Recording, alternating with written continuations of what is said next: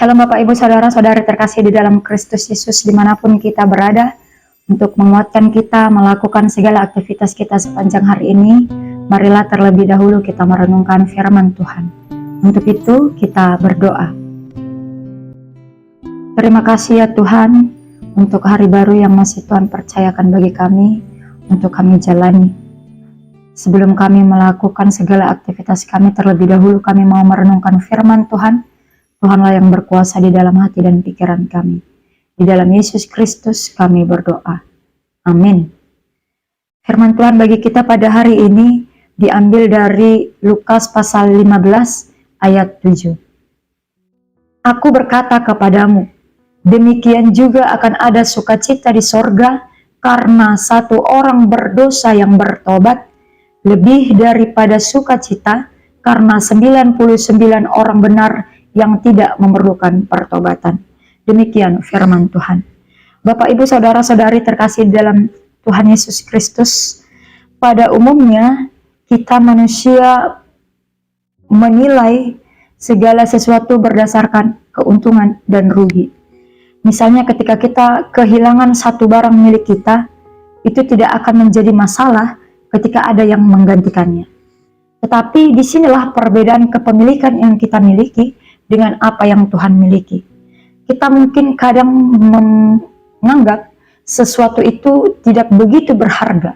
Tetapi bagi Tuhan, satu orang pun, satu pertobatan pun sangat berharga, menjadi sebuah sukacita di surga. Firman Tuhan hari ini merupakan perumpamaan yang dibuat oleh Tuhan Yesus yang mau memberi penegasan, pengajaran kepada para orang-orang Farisi dan ahli Taurat, karena mereka keberatan dengan Yesus yang menerima orang-orang berdosa, yang hidup bersama-sama dengan orang berdosa. Tuhan Yesus melalui perumpamaan ini mau memberikan sebuah pengajaran bahwa pertobatan bagi orang-orang berdosa itu lebih berharga daripada mereka yang benar, yang merasa benar dan tidak memerlukan pertobatan. Untuk itu kita diberikan sebuah pengajaran Bapak dan Ibu. Kita memperoleh sebuah pengertian baru melalui firman Tuhan ini. Bahwasanya meski hidup kita dipenuhi dengan dosa, tetapi ketika kita menerima, mendatangi pencarian Tuhan, inisiatif Tuhan untuk mendatangi kita, maka kita akan memperoleh bagian di dalam kerajaan surga.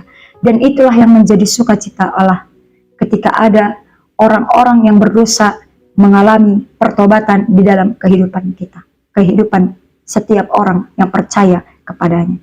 Untuk itu seberapa besar pun dosa kita Bapak dan Ibu, kita adalah orang yang sangat berharga bagi Allah. Orang lain mungkin akan mengabaikan kita ketika kita telah memiliki pengalaman yang begitu kelam, memiliki pengalaman kesalahan yang begitu berat dan sulit untuk dimaafkan.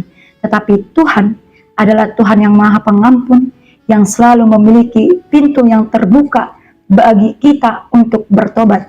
Dan Tuhan sangat bersuka cita ketika kita menerima inisiatif Tuhan yang mencari kita, karena itu semua menjadi sebuah sukacita di dalam kerajaan surga.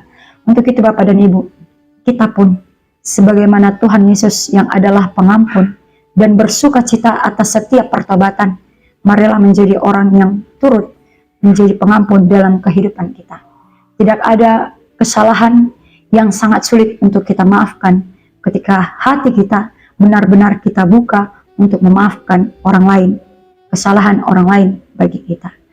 Itu Bapak dan Ibu, semangat melakukan, menghidupi pertobatan di dalam kehidupan kita. Jangan lupa untuk selalu pula memberikan kesempatan bagi orang lain untuk memperbaiki kesalahan di dalam hidupnya terhadap kita. Amin. Kita berdoa.